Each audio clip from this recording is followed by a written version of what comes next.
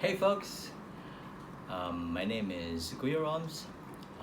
Muli welcome to my new blog at I'm going to share to you 3 tips kung paano nyo may enjoy ang inyong pag-travel via the MRT or train or LRT without using your handphone or any digital devices like iPad or anything which is makes you out of electronics. Okay, so I'm actually practicing this a couple of months and it works for me, and I hope it works for you too.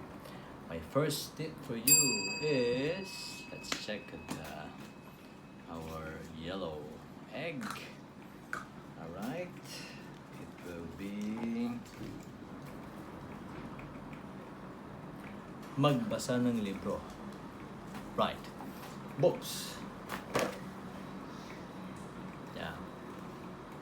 So I've got a few books here that I put on my bags, and I just read them while I'm traveling, so that I won't be attached to my cell phone. It's also helped me to think while I'm traveling some of the few important lines and notes. So you can have some of this.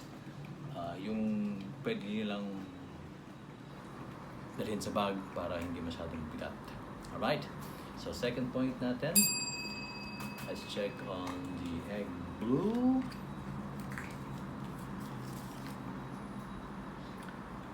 Find someone that you can help. Alright, so pag nagta-travel tayo by MRT, I'm sure sa MRT mayroong mga signage na for elderly, pregnant, disabled people, injured, or kids, or those who have infants. So try to search someone that you could help, and then call them to offer your seat. Okay, marami dyan. So in short, as a man, be gentleman.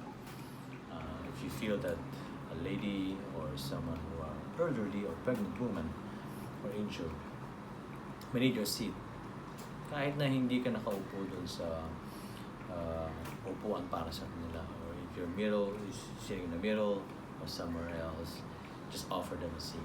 Alright? It's good for you too, as an example. Alright? Then, last but not the least, it looks orange.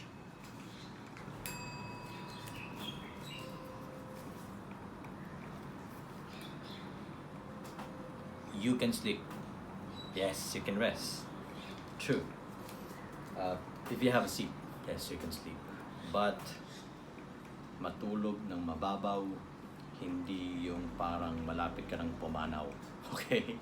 Kasi yung iba, pag natutulog, talagang halos feeling nila is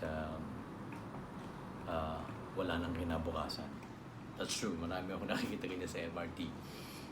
So, make sure that you sleep na hindi masyadong malalim. Baka mamaya lumampas ka rin sa station mo. Alright? So, that's all that I can share with you guys. I hope you will be able to apply this kung nasaan ka man. Maybe you're in the Philippines, maybe in Singapore, maybe you're in Europe, in America. You can actually apply this anytime. Okay? So, I hope you would learn something from me. And see you again in my next blog. Please don't forget to like, make comments, put your comments for improvement, and of course subscribe. Thank you and have a great day.